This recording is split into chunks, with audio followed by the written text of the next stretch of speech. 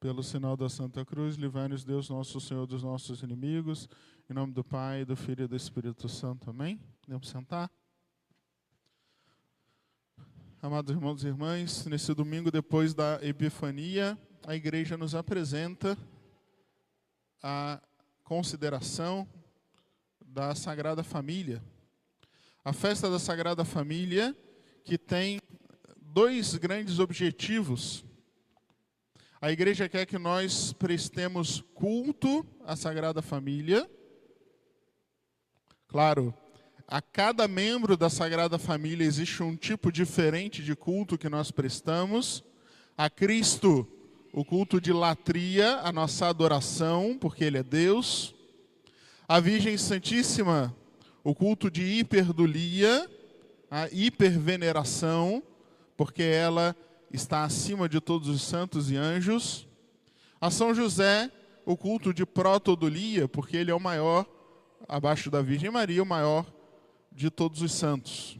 Então, em primeiro lugar, nós como criaturas de Deus, filhos de Deus, devemos prestar culto a essas três pessoas. E em segundo lugar, para que a gente imite a Sagrada Família. A imitação da Sagrada Família é um dos objetivos dessa festa.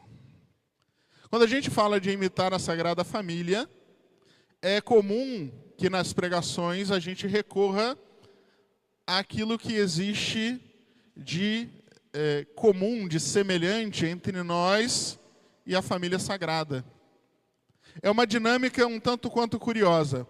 Por um lado, quando a gente olha para a Sagrada Família, a gente tende a vê-los extremamente distante de nós.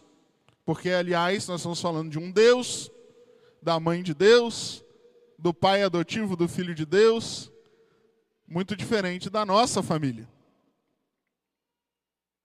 Então, para que a gente não caia na tentação de enxergá-los como pessoas não imitáveis, é comum que na pregação a gente recorra ao fato de que existem pontos em comum conosco. A Sagrada Família sofreu também, como nós.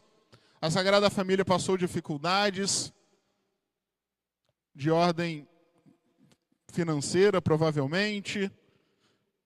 Nós vemos ali a aflição da Sagrada Família de Jesus perdido no templo.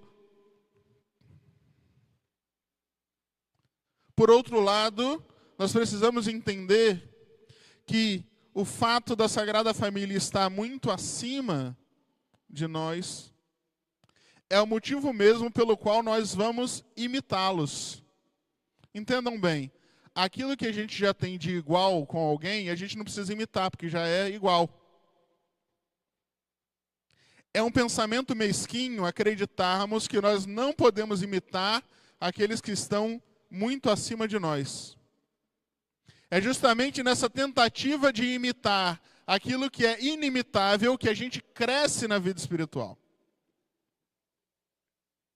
Então é justamente porque Deus quis nos dar esse modelo tão alto que a gente enxerga a grandeza da nossa vocação como cristão e como família. E é na percepção dessa diferença que a gente pode aprender também algumas coisas importantes para a nossa vida.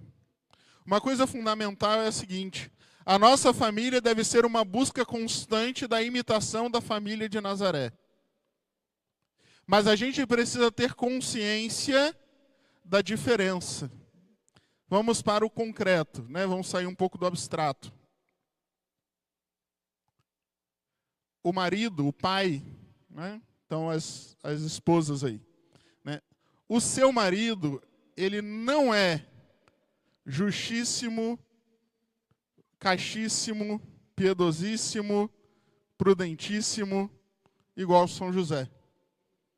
Eu acho que vocês já devem ter percebido isso, pelo menos se tem alguns dias de casada. Isso não significa que ele não deva buscar chegar mais perto do que foi São José. Mas isso também significa que você deve enxergá-lo dessa maneira. Por quê? No fundo, a gente sempre sabe que o outro não é santo como nós gostaríamos, mas a gente tende a tratá-lo como se fosse. Em que sentido? Na exigência, na falta de oração por ele, na falta de paciência com ele. A mesma coisa, sua esposa não é imaculada. É muito comum que a esposa seja mais santa do que o marido. Só que as mulheres são assim, quando elas tendem para ser pior, aí é muito pior também, né? Mulher vai para os extremos. Não adianta o marido ficar querendo que a esposa haja como se fosse imaculada. Ela também está cercada de fraquezas. E é nessa consideração da fraqueza é que nós sabemos ter um olhar de compaixão, de misericórdia, de crescimento junto.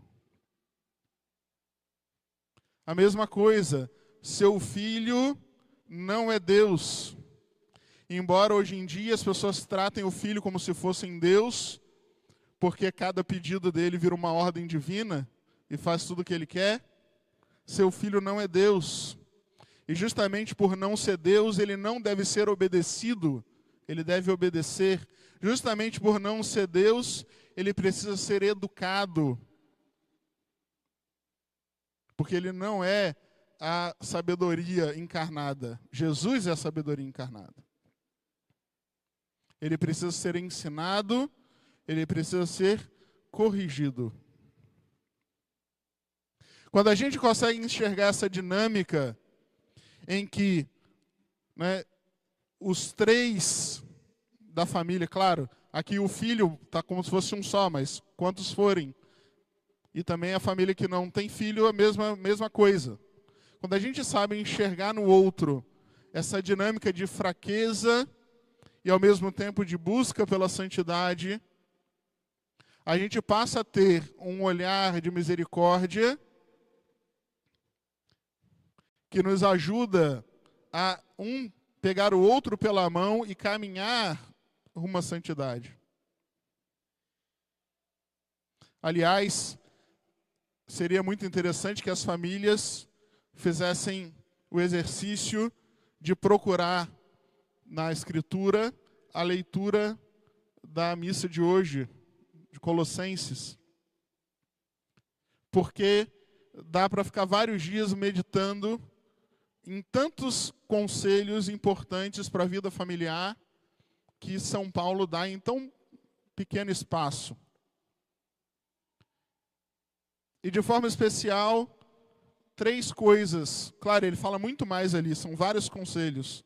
Mas 3 coisas importantes para a vida familiar. Em primeiro lugar, ele fala sobre a importância do perdão. Perdoar um ao outro.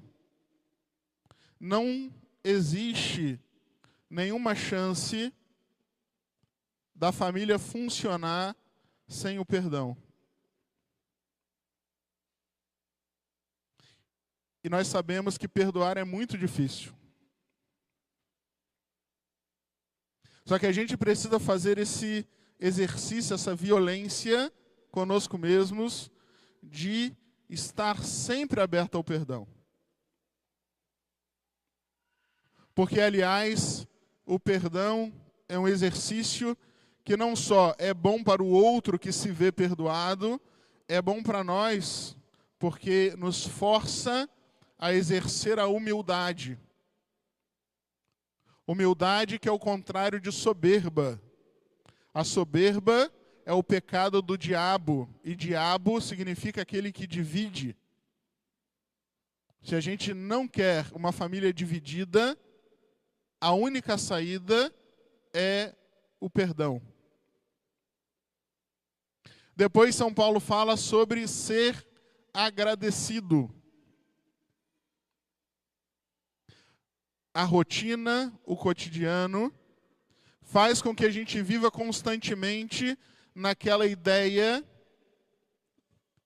de normalização de todas as coisas.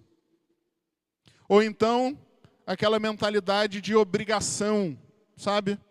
Ou seja, o marido sai para trabalhar, ele está fazendo a obrigação dele. A mulher faz o almoço, ela está fazendo a obrigação dela. A criança faz o exercício da escola, está fazendo a obrigação. Entendam bem, nós somos seres livres. Até as nossas obrigações nós fazemos com liberdade. A gente pode escolher não cumprir nossas obrigações.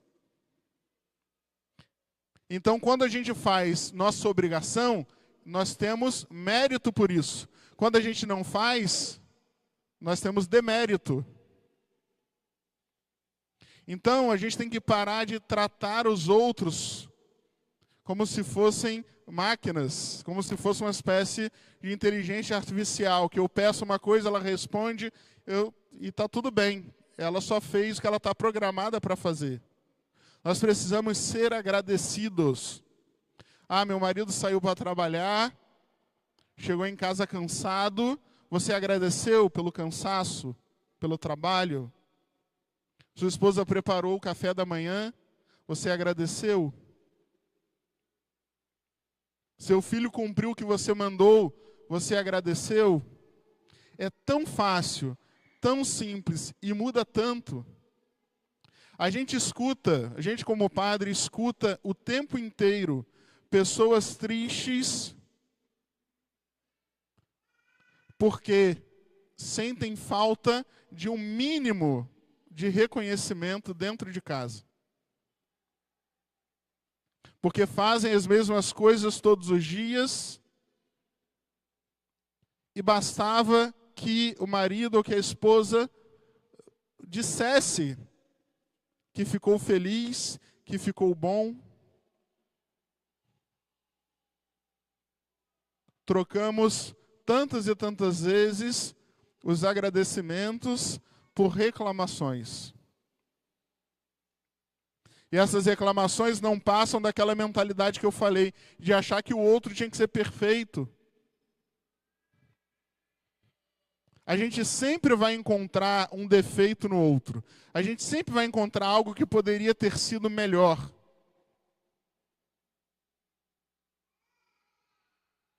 Então, saber agradecer. Sempre existe um motivo para agradecer.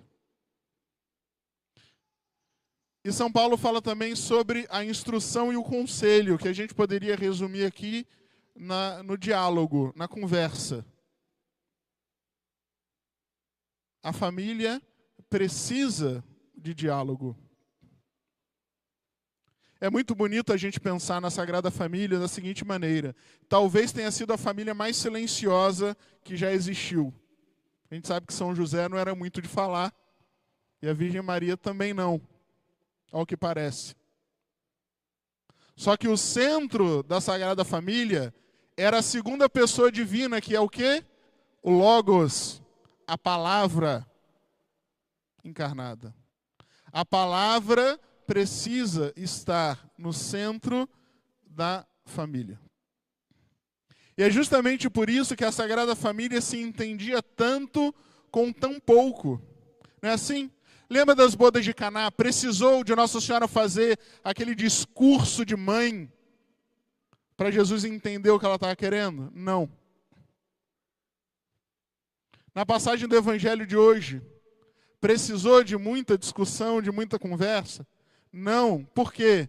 Porque o diálogo deles era profundo e verdadeiro e constante, mesmo que com poucas palavras. Só que cada vez mais o espaço do diálogo vai deixando de existir nas famílias. O ruído do mundo, o ruído, sobretudo, das redes sociais, vão abafando, vão minando qualquer espaço que deveria ser preenchido com esse diálogo fecundo que nos permite conhecer melhor um ao outro, que nos permite perceber melhor as necessidades do outro e que, de forma especial, permite que a ação educativa dos pais tenha alguma eficácia.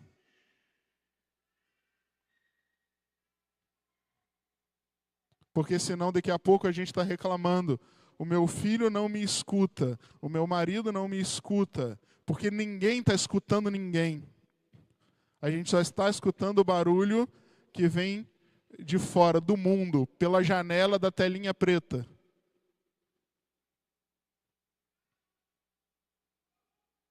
Vamos pedir hoje de forma especial à Sagrada Família que essas três coisas existam na nossa família: o perdão, a gratidão, o diálogo, para que com a consciência que nós temos da fraqueza um do outro, nós sejamos capazes de caminhar juntos rumo à santidade, tendo como modelo essa família santa que hoje nós veneramos, ao Cristo que nós adoramos,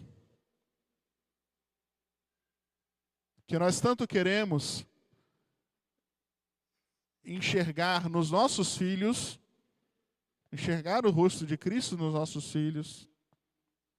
A Virgem Maria, que nós veneramos de forma especial, que tanto nós gostaríamos que fosse o modelo das nossas mães, das nossas esposas.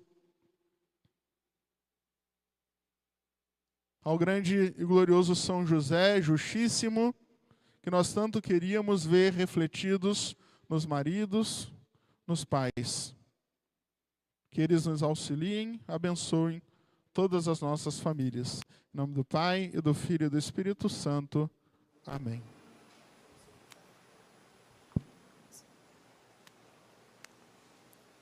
Cantemos a nossa